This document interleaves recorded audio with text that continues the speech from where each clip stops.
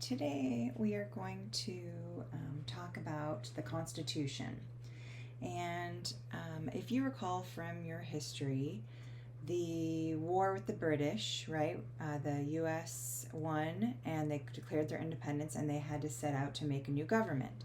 So you'll notice that the Constitution is very focused on trying to limit the powers of the government because of their bad experiences with the king. Okay, so really quickly, the overview, as you know, was written in 1787, and the first part of the Constitution is called the preamble, which is a introduction. It sets the purpose. I'm sure you've seen it, and maybe some of you had to memorize it. We the people, in order to form a more perfect union, right? I'm sure you've read it or memorized it perhaps in your past.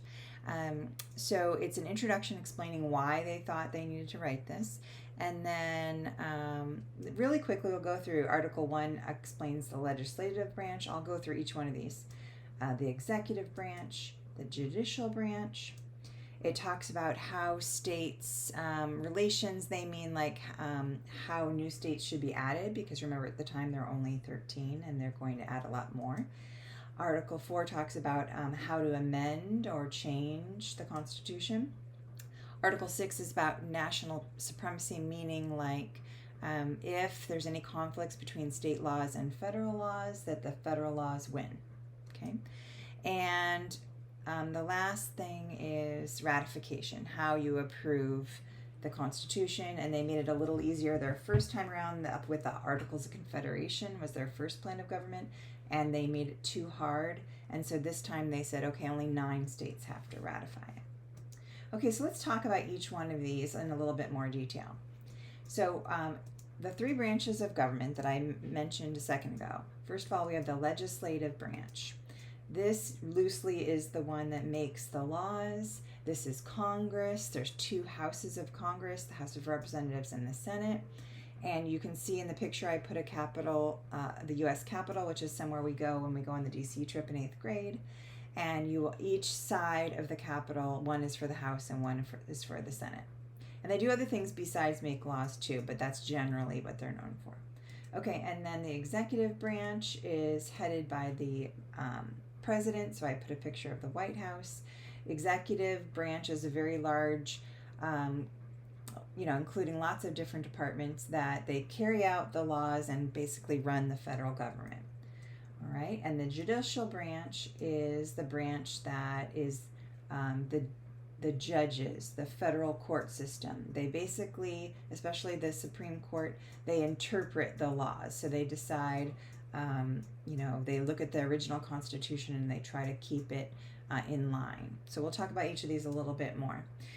The reason they made 3 different branches is something called separation of powers. The original founders were very concerned, right, that the king had too much power, and power in the hands of a small group of people means that they can do whatever they want, right? So they purposely separated the powers into the 3 different branches so that not one group is too powerful. And that kind of also goes along with our next topic, which is checks and balances. So checks and balances is a related idea that in each of the branches, they each have different powers and they can check or limit the power of the different branches. So when I say check, I don't mean like write a check or check mark. I mean think like kind of like chess, like check as in stop. Okay. All right. So these arrows are a little confusing, and there's actually a lot more than here.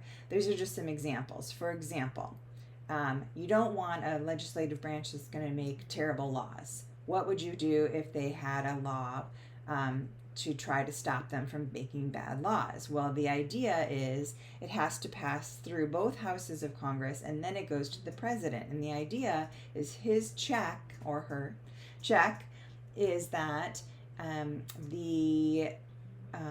they can veto any bad law. Okay, now what if the president goes crazy and vetoes everything and is a terrible person and no good laws can get passed? Well, you want to check on that. So the president has to send the law back to the Congress, and Congress can, if they have enough clear votes, can override that veto. Okay, so it's hard to do. You need 2/3 of Congress to agree, and it's often hard to get Congress to agree. But they wanted it to have a check. Okay, and you can see there's different ones all throughout. Everyone has a check. Like for instance, the judicial court can declare some things the president does as unconstitutional, which I don't know if you've been paying attention in the news, but that has been happening, that a lot of President Trump's acts have been said, no, I'm sorry, you can't do that, it's illegal. Okay, all right. And then we're going to go and talk about each one a little bit more. So executive branch. So as I said, the president is in charge of the executive branch. The president has a 4-year term. There's a limit to 2 years. 2 terms. That actually was not in the original Constitution. It was just President Washington is actually the one who started it, just to have that as an idea. But you didn't have to. It wasn't written down that you could only go for 2 terms. But it was followed for a long time until finally they decided they needed to write an amendment about it. I'll give you a little extra credit if you can find out who was the president who did go to more than 2 terms. All right, and then there's other rules in there. You have to be a citizen by birth, meaning not naturalized. You didn't just come here and live here long enough and become a naturalized citizen. You actually have to be born in the United States. You have to be at least 35 years old. They're usually quite a bit older than that. And then the resident of the U.S. for at least 14 years. Okay. The salary currently, it changes, but the current salary is $400,000 every year, and they're also given $50,000 in expense money. Remember also that everything is taken care of, so there isn't much for them to spend their money on, right? Their house is taken care of. They live in the White House for free. They also have a vacation house, Camp David, they can go to. Although President Trump chooses not to go to Camp David much. He likes Florida better. So this is the president, Donald Trump. And the president has advisors called the cabinet. And the cabinet is the heads of all the departments in the executive branch, and they come and give him advice and tell him what's going on in their department so he can make any decisions. So the head of every department is called a secretary. So you have, I'm not going to read them all, but the Secretary of Education will come talk to him about education, or the Secretary of Defense, right, helps him with talking about our military defense. The Vice President is part of this cabinet, and also there's some other people, if you look through, like the White House Chief of Staff, people like that, okay? And the next thing I want to talk about is if the president were to die in office, or actually not be able to, like if let's say they had to go into surgery and so they're not able to rule for a little bit, okay? Originally, they didn't have anything. It just said in the Constitution that the vice president would basically take over. And that was fine until they decided they needed a little bit more after Kennedy was assassinated, a little more detail. Like, what if they both got killed at the same time? There was nothing that written down, right? So right now, as it stands, if the president dies in office, the vice president takes over. So right now, that would be Mike Pence. Now, what if they both were assassinated at the same time, right? Like they were at an event together and a bomb blew up or something. Well, then the Speaker of the House of Representatives is considered the next person in line, okay? So the House of Representatives, remember, is one of the houses of Congress, and the Speaker of the House is the person of the ruling party in that house. Right now, that is Nancy Pelosi, okay? If all of them died, the next person would be the President pro tempore of the Senate. So the Senate is the other house of Congress, and so the President pro tempore is the leading majority party person in the Senate. Actually, the person who really presides over the Senate is the vice president. So that's why this is actually the second person in line, really, in the Senate. But of course, we've already determined our little scenario here that the vice president has died. Okay, the president pro tempore currently is Chuck Grassley. All right, and then it would keep going from there. So what they do is, let's say there was a terrible some plot, and everyone was trying to pick all these people off at the same time. Well, they have it. It says all the cabinet members, which I talked to you a minute ago about, all the department heads, right? In the order that they were created in history. So the first one ever was Secretary of State, so that would be next. And I have a whole list of who's in what order, okay, if that were to happen. So we have that well in hand. All right. Oh, right now that's Mike Pompeo, who is the Secretary of State. Okay. All right, so the legislative branch, I've mentioned to you already, it's Congress, right? There's two houses of Congress. It's called a bicameral legislature, meaning two houses. As I've said, House of Representatives and Senate. The members of the House of Representatives, there are 435 of them, and the number of representatives that you have in your state is based on your population. And all it requires in the Constitution is that every state has at least one. So they do a population check, and they do occasionally, they check it every 10 years. And this is a year, I don't know if you've heard people saying about that. But anyway, so they can and have adjusted if your population went up by a significant amount or down by a significant, they can change the number of representatives you have. Okay. Also, we have some parts of our country that are what they call,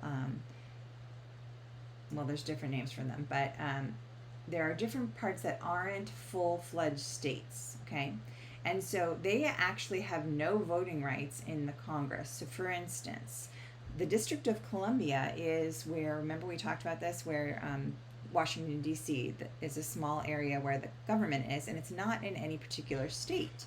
So based on the Constitution, right, they don't have any representatives that go to Congress. But they decided that the non-voting members should still get to send someone so they know what's going on and whatever, but they can't vote on anything, okay? So you'll notice Puerto Rico, Guam, all these Virgin Islands, all these places, if you live there, you have a representative who goes, but you should know that they don't actually vote, okay? Members of the House of Representatives serve for 2 years. There is no limit to the number of times that they can serve in the House. And the only rule is you have to be at least 25 years old. Okay. The Senate, on the other hand, has 100 members, 2 per state, right? Because there's 50 states. They have a 6-year term, and there's no limit there how many times you can run either. And they made sure that not everyone is elected at the same time, so they alternate. So every 2 years there's an election, and 1/3 of them are up for election. So it's not all new people all the time. Okay. All right. So I'm going to talk about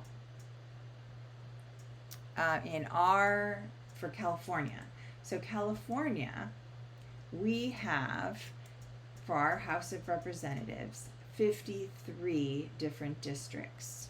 Okay, remember I said it depends on your population. We're a large population state, so we get a lot more votes. And so we have 53 different districts that we pick people from. Where our school is, Anna Eshoo is our representative, okay, and she has been for quite a while.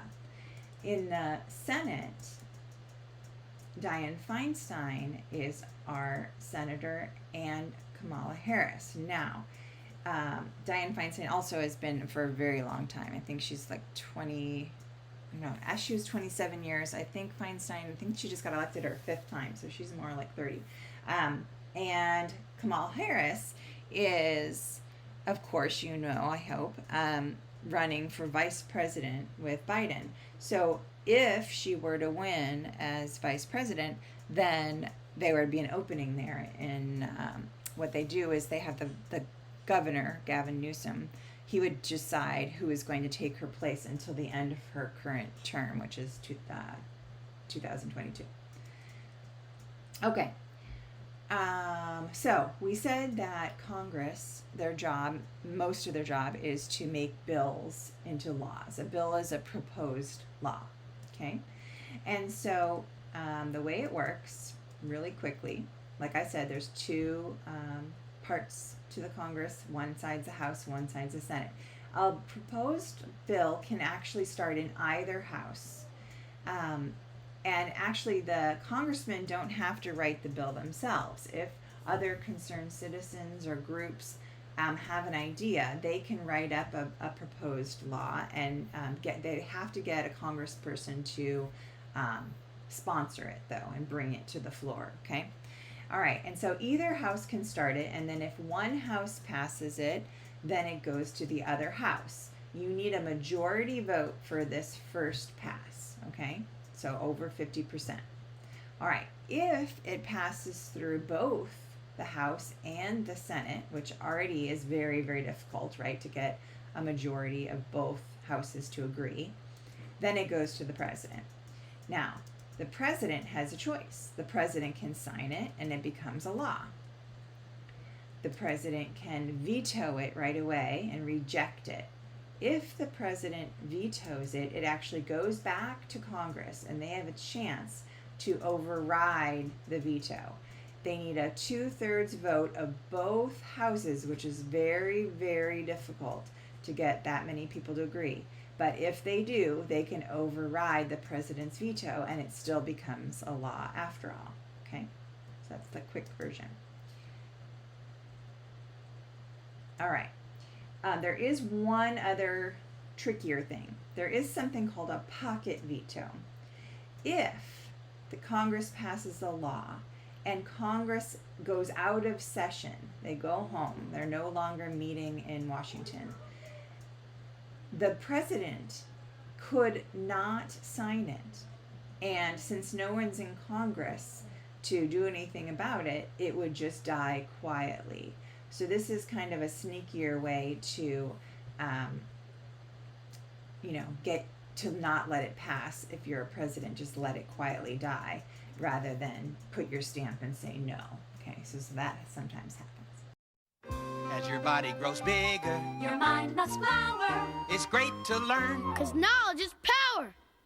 It's Schoolhouse Rocky, the chip off the block of your favorite Schoolhouse Rock. I'm just a Bill.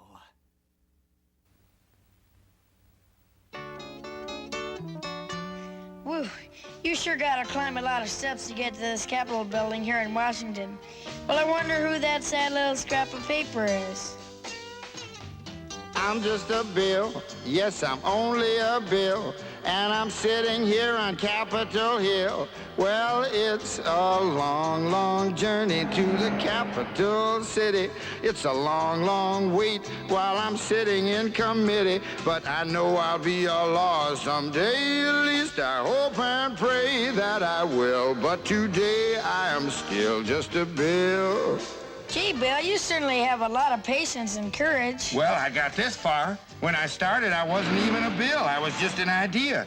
Some folks back home decided they wanted a law passed, so they called their local congressman, and he said, "You're right, there ought to be a law." Then he sat down and wrote me out and introduced me to Congress, and I became a bill. And I'll remain a bill until they decide to make me a law. I'm just a bill, yes, I'm only a bill, and I got as far as Capitol Hill. Well, now I'm stuck in committee, and I'll sit here and wait while a few key congressmen discuss and debate whether they should let me be a law. I hope and pray that they will, but today I am still just a bill.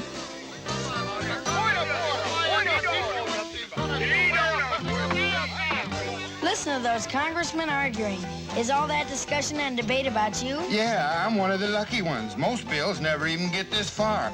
I hope they decide to report on me favorably, otherwise I may die. Die? Yeah, die in committee.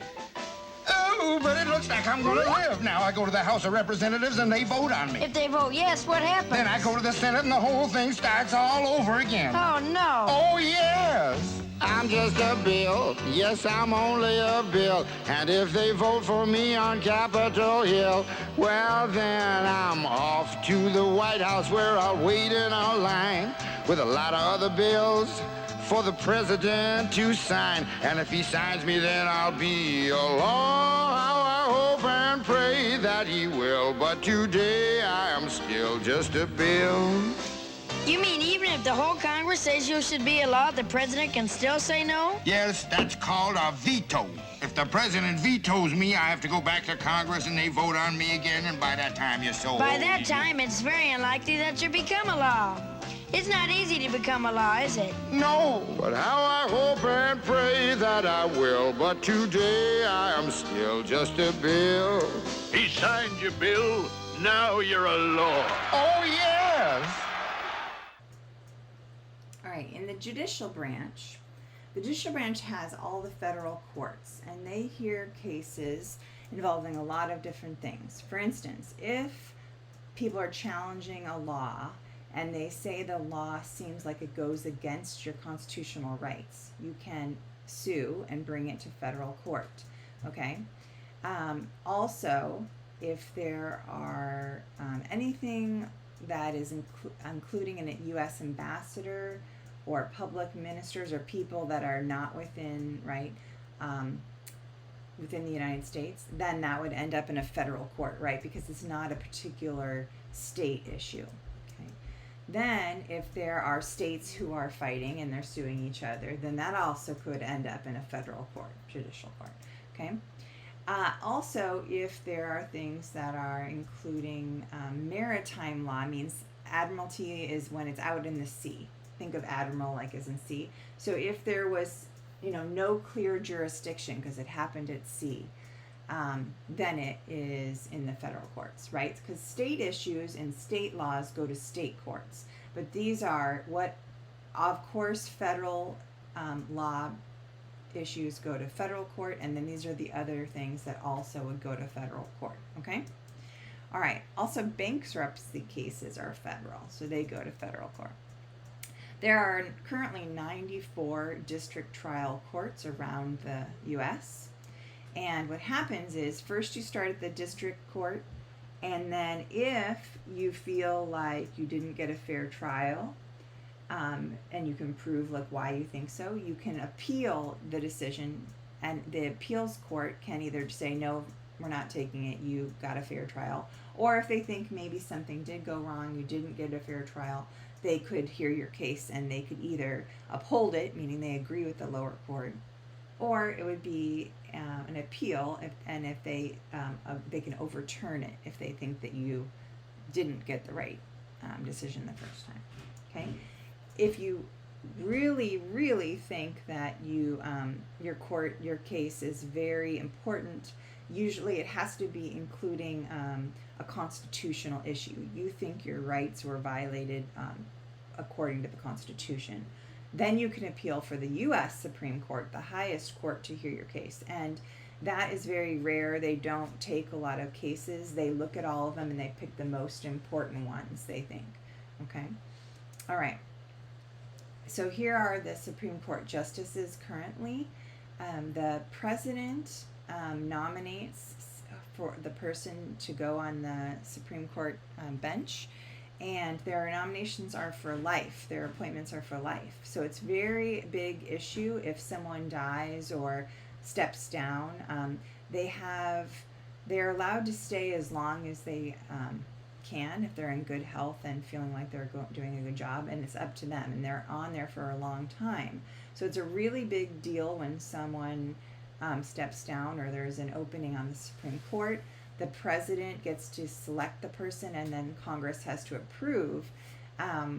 So this has happened now twice with Trump, and so you see that now there are more conservative judges because he is a Republican. They've added more conservative judges now, and that all that means is that they tend to side with a more liberal view or a conservative view. I mean, they're supposed to just look at the Constitution and decide if the law is going against or in line with the Constitution, but their views on different issues do sometimes come into play. So that is a really big thing when a Supreme Court justice seat is available. Okay, John Roberts is the current Chief Justice, the person in charge.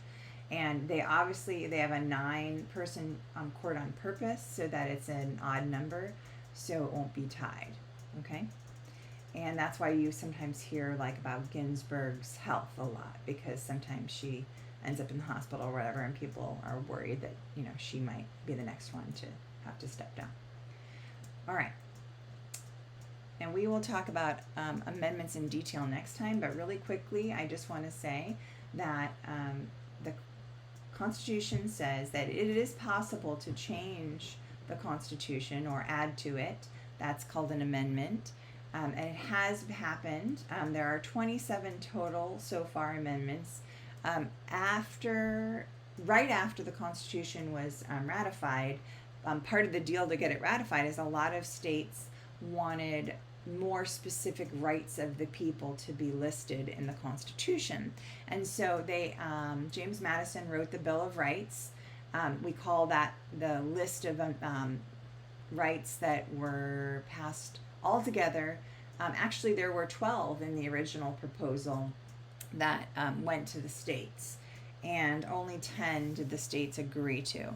So let me explain how that works. So first of all, if you want to make a change or amendment to the Constitution, there are 2 ways that you can propose it and 2 ways that you can ratify it. It can be any mixed way of doing it.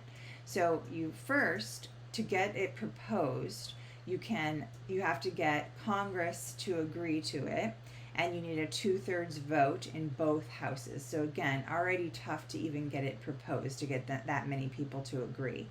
Now, you also could do it through a national convention, but that has actually never happened. Okay. The second step would be, once it's proposed, then it goes to the states to ratify or approve it.